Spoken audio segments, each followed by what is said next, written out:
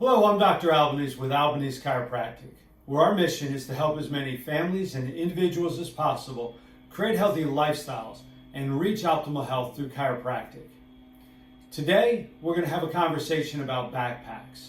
Kids are going back to school, and it's a conversation that we have every year, especially with regards to the weight of the backpack. So I want to put that in context. Let's start by talking about the weight of a backpack and what is appropriate and not an appropriate weight of the backpack for a specific child's weight. Backpacks should not exceed 15% of a child's weight. So if your child weighs 100 pounds, the backpack should be 15 pounds or less. If your child's 80 pounds, it should be no more than 12 pounds. This is very important because at 17% or greater of your child's weight being the weight of the backpack, it causes a condition called kinetic chain faults. What does this mean? Well, that's when the backpack starts to cause other problems, whether it's forward head posture, maybe a shoulder that's higher than the other, maybe the gait changes a little bit, and eventually now those compensations become problems in and of themselves. So 17% or greater should never be the weight of a backpack when compared to your child's weight. Now let me put in context a 12-pound backpack, for example, say for an 80-pound child. Now, my kids, when they went to middle school and high school, never used their lockers. Kids don't. They don't have the time to. So they carry their backpacks all day. They lift them, put them on, carry them to the next class. A lot of times when they're in school and they're carrying a backpack from one class to another, it doesn't seem like a long way to travel, so they sling it onto one shoulder. Now, what type of cumulative weight are these kids carrying? A 12-pound backpack lifted 10 times a day. That's going to school, coming home from school, in and out of a car or bus, in and out of each class. So 10 times a day is very realistic. So a 12-pound backpack lifted 10 times a day over a 180-day school year is the equivalent of 21,600 pounds. Let me put that in context.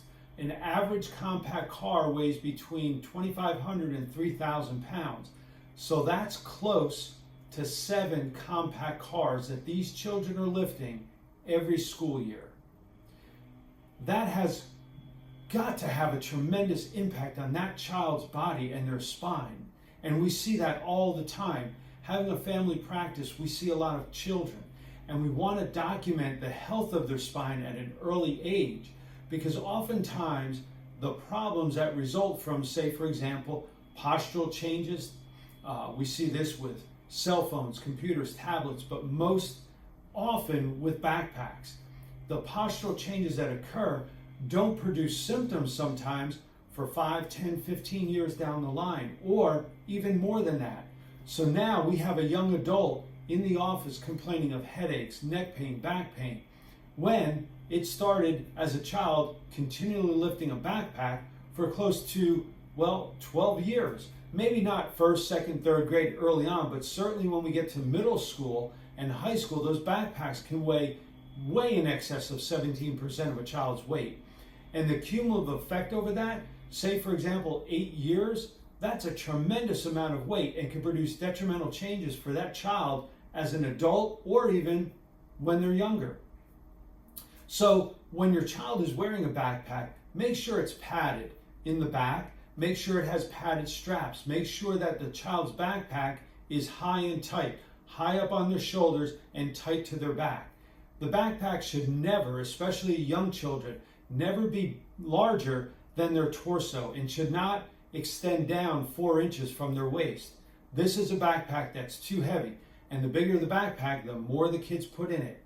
Whether it's water bottles, computers, binders, textbooks, these different things that they put in the backpack can accumulate very quickly and add to the weight of that backpack. So check your child's backpack, and most importantly, have your child checked by a chiropractor who is a licensed professional, one of the only licensed professionals that can do a thorough spinal evaluation to check the status of their spine at an early age, and then recheck it as time goes by to make sure they're not producing changes in the alignment of their spine, be it scoliosis or misalignments of the spine called subluxations. This can have a detrimental effect not only on posture but on their health for years to come. So I hope you find this video helpful. Check your children, have your children evaluated by a chiropractor. And until we see you and your family, have a great day and be well.